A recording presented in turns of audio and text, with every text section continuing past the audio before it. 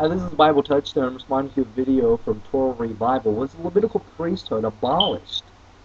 And TorahRevival deals with Hebrews chapter 7, and I wanted to get into that and some of the appeals that he made. He cited at the end of his video, and he showed from the Old Testament that the Levitical order would be established and planted firm forever, which in many cases, in a general sense, I do agree with, and I hope to make that clear within some of the biblical appeals that I'm going to give, but I'm going to contend for the author of Hebrews and the inspiration and the verity of that text.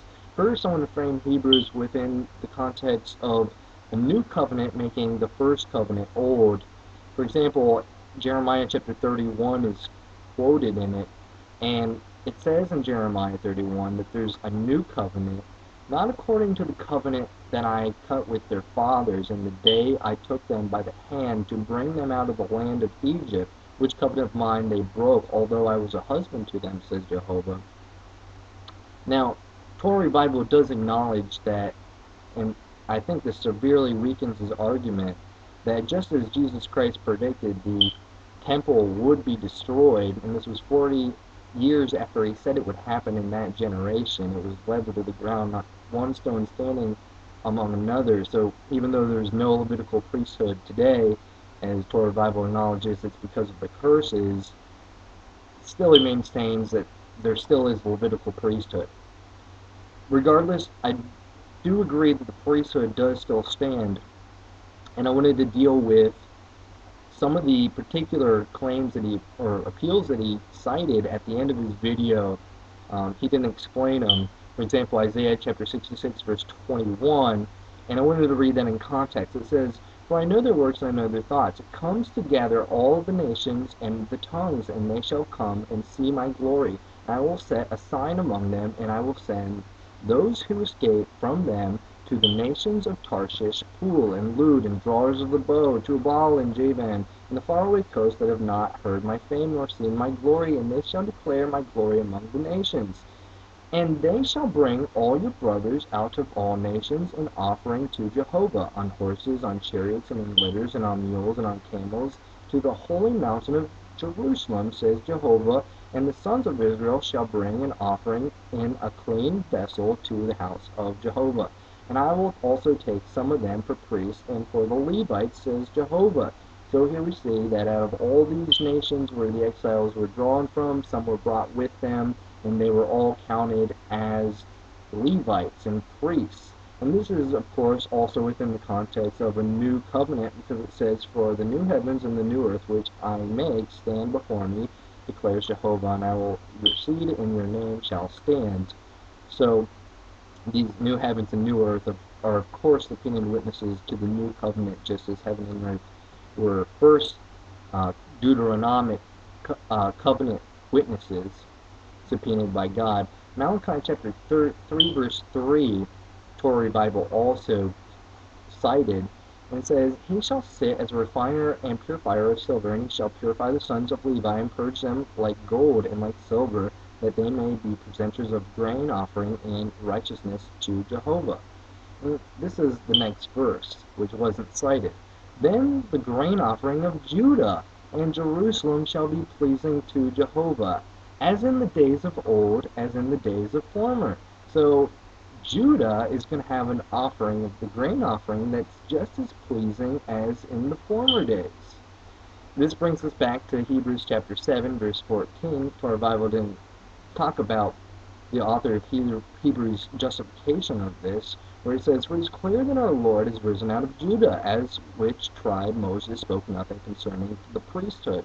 So the author of Hebrews acknowledges that in the Old Testament, you're not going to really find this in Torah, where the order after Melchizedek is specified to be the new covenant priest, the high priest after that new covenant. But we see in Isaiah chapter 11, verse 1, one among many prophetic anticipations of the Messiah called the branch, and it says, "And a shoot comes out of the stump of Jesse, and a branch will bear fruit out of his roots." So this is going to lead me to Zechariah chapter 6, and it says, "And take silver and gold and make crowns and set them on the head of Joshua and the son of Melchizedek, the high priest, and speak to him, saying, So says Jehovah of hosts, saying, Behold, the man whose name is the branch, and he shall spring up out of his place, and shall build the temple of Jehovah. And he shall build the temple of Jehovah, and he shall bear the majesty, and shall sit on the rule of his throne, and he shall be a priest on his throne, and the counsel of peace shall be made between the two of them. So we see that out of his place, which is the stump of Jesse, the house of David, Judah, that tribe of Judah, that's where his place is, that's the branch, and he's going to build the temple, and he's going to be counted as a priest, and he'll sit on his throne as Messiah, and the council of peace is going to restore the kingdom. There's going to be a restoration and a peace between the priesthoods. So this gives a lot of insight into some of the claims that TorahRevival dismisses. Mark chapter 14, verse 38, for example, it says, I will throw down this temple with hands, and through 3 days I will build another not made with hands. Among many other verses of the New Testament where Jesus Christ's body is called the temple, or revealed to be the temple, the new restored built one that we see is prophetically anticipated also by Ezekiel chapter 44, which TorahRevival mentioned. And it says interesting stuff that, like, no son of an alien uncircumcised of heart and uncircumcised of flesh shall enter into my sanctuary, or any son of an alien who is among the sons of Israel. Now, this isn't too hard to reconcile with Christian thinking and Christian theology, because we've got all these New Testament passages to reconcile that. For example, Ephesians chapter 2, verse 11 to 13, where the strangers of the promise who were kept outside of the covenant, those that were called uncircumcised, those by the blood of Christ were reconciled unto God, and they were grafted into the promises of Abraham.